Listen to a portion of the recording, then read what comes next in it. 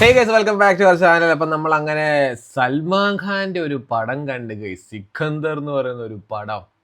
ഞാൻ മെയിനായിട്ട് പടം കണ്ടതിൻ്റെ ഒരു എന്താ പറയുക, എന്തുകൊണ്ട് പടം കണ്ടു എന്ന് ചോദിച്ചാൽ AR മുരുകദോസ്.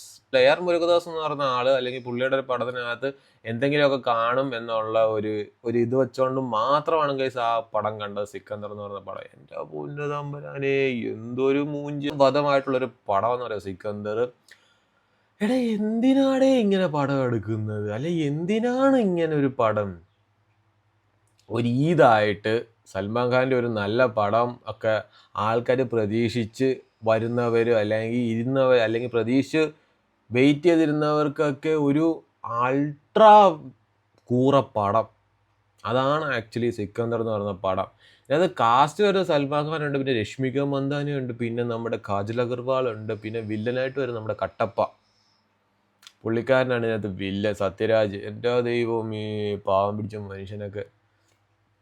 സൽമാൻ ഖാൻ ആക്ച്വലി ഇതിനകത്ത് ഒരു രാജാവാണ്, രാജ്കോട്ടിലെ രാജാവാണ് പുള്ളിക്കാരൻ്റെ കാശൊന്നും വിഷയമല്ല. ടാക്സിയൊക്കെ പിടിച്ചു കഴിഞ്ഞാൽ 2 കെട്ട് 500 നോട്ടൊക്കെയാണ് കൊടുക്കുന്നത്. പിന്നെ കാശിനൊന്നും വിഷയമല്ല. പുള്ളിക്കാരൻ എന്താ പറയുക, സ്റ്റോറിയൊക്കെ പറയാൻ ഒരുപാടൊക്കെ ഉണ്ട് ഗൈസ്. നിങ്ങൾ വെറുതെ വേറെ ചാനലൊക്കെ നോക്കിയാൽ നിങ്ങൾക്ക് അവിടെ സ്റ്റോറി പറയാം. എനിക്ക് സ്റ്റോറി പോലും പറയാൻ താല്പര്യമില്ല. വേറെ ചാനലൊക്കെ നോക്കി കഴിഞ്ഞാൽ അവരൊക്കെ ഇതിൻ്റെയൊക്കെ സ്റ്റോറീസൊക്കെ പറയുന്നുണ്ട്. സംഭവം അൾട്രാ മുമ്പിയ പടമാണ് ഗൈസ്. പുള്ളിക്കാരൻ ആക്ച്വലി അഭിനയിക്കാൻ വയ്യ, സൽമാൻ ഖാൻ അഭിനയിക്കാൻ വയ്യ ഗൈസ്. വെറുതെ വരുന്നു, കഷ്ടത്തിനിടയിൽ 2 ഇഷ്ടിക കയറ്റിച്ചുകൊണ്ട് ഇങ്ങനെ നടക്കുന്നു, പോക്കറ്റിൽ കൈയിടുന്നു. പിന്നെ പുള്ളിയുടെ ഫേസിനകത്ത് ആക്ടിങ് കാര്യങ്ങളൊന്നും വരുന്നില്ല. അത് വേറെ എന്തൊക്കെയോ ഡോക്ടർമാർ കുറേ കാര്യങ്ങളൊക്കെ പറഞ്ഞിട്ടുണ്ടായിരുന്നു. പുള്ളിക്കാരൻ എന്തൊക്കെയോ മസിലൊക്കെ പിടച്ച് കിടക്കുവാണെന്നോ, പുള്ളിക്കാരൻ്റെ മുഖത്ത് എക്സ്പ്രഷൻസ് ഒന്നും വരില്ല എന്നോ, അങ്ങനെയൊക്കെ എന്തൊക്കെ പറഞ്ഞു. ഇതൊക്കെ ഉള്ളതാണോ ഇല്ലയോ എന്ന് അറിയില്ല. പക്ഷെ എന്തായാലും ഈ പടത്തിനകത്ത് പുള്ളിക്കാരൻ എക്സ്പ്രഷനും കാര്യങ്ങളൊന്നുമില്ല. ഞാൻ പറഞ്ഞില്ലേ, കഷ്ടത്തിനകത്ത് ഇഷ്ടിക വെച്ചുകൊണ്ട് ഇങ്ങനെ നടക്കുന്നു, പിന്നെ പുള്ളിക്കാരൻ പോക്കറ്റിൽ കൈയിടുന്നു, അങ്ങനെയുള്ള കുറേ സാധനങ്ങൾ. പിന്നെ എന്താ പറയുക, പുള്ളിക്കാരൻ രാജാവാണ്, പുള്ളിക്കാരൻ ഇതൊരു ഇടിപ്പടമാണ്, അടിപ്പടമാണെന്നൊക്കെ ഇടയ്ക്കിടെ തോന്നിക്കൊണ്ട് കുറേ ഫൈറ്റ് സീൻ വരുന്നുണ്ട്. പുള്ളിക്കാരൻ്റെ ചെയിൻ ഇട്ടുള്ള ഒരു ഇൻട്രോ സാധനം കാര്യങ്ങളൊക്കെ ഉണ്ട്. എനിക്ക് ആ ഇൻട്രോ എനിക്ക് ഇഷ്ടപ്പെട്ടു. ഒരു ഇൻട്രോ, ഒരു ഫ്ലൈറ്റിൽ വെച്ചുള്ള സീൻ, അതിനകത്തും കുറേ കത്തിയുണ്ട്. പുള്ളിക്കാരൻ്റെ ഇടി തുടങ്ങുമ്പോഴേ എയർ ഹോസ്റ്റസ് അനൗൺസ് ചെയ്യും, നിങ്ങളെല്ലാവരും സീറ്റ് ബെൽറ്റ് ഇട്ടുള്ളൂ, ഇടിമിന്നലോട് കൂടിയ കാലാവസ്ഥയാണ്, ഫ്ലൈറ്റുകൾ കൊല്ലുങ്ങാൻ സാധ്യതയുണ്ട്, നിങ്ങൾ സീറ്റ് ബെൽറ്റ് ഇട്ടുള്ളൂ എന്ന് പറയുമ്പോൾ സൽമാൻ ഖാനാണ് സീറ്റ് ബെൽറ്റൊക്കെ ഊരിക്കൊണ്ട് പിന്നെ ഇടിയോടിടിയാണ് അങ്ങനെ തുടങ്ങുന്ന ഒരു ഇടി. പിന്നെ അതിനകത്ത് ഇടി കൊള്ളുന്നത് അതിനെക്കാട്ടിലൊരു മൊണ്ണേശ്വരനാണ്. ആ മൊണ്ണേശ്വരനാണ് നമ്മുടെ സത്യരാജൻ്റെ മോനായിട്ട് ഇതിനകത്ത് വരുന്നത്. പിന്നെ രശ്മി മന്ദാന സൽമാൻ ഖാൻ്റെ വൈഫായിട്ടാണ്, രാജ്ഞിയാണ്.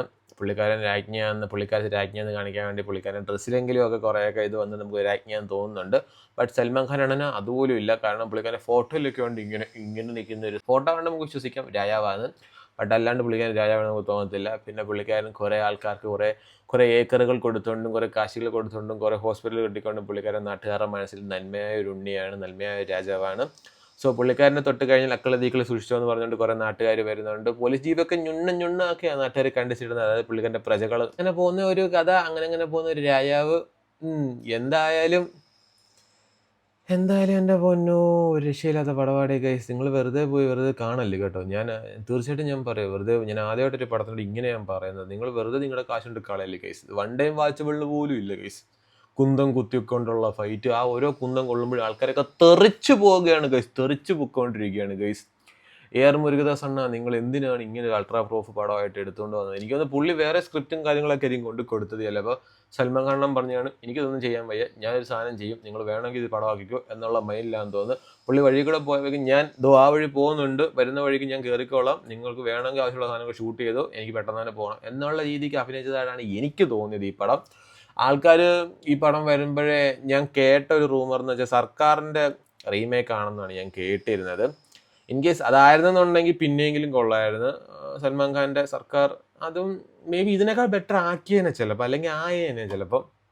ബട്ട് സിക്കന്ദർ ബൈ ക്യാ കരൂ ബൈ, ഒന്നും നടന്നില്ല ബൈ. സൽമാൻ ഖാനാണ് സിക്കന്ദർ, ഒന്നും നടന്നില്ല ഗൈസ്. വളരെ മൂഞ്ച പടമാണ്. എടുത്തെടുത്ത് ഞാൻ പറയും മൂഞ്ച പടമാണ് ഗൈസ്, മൂഞ്ച പടമാണ്.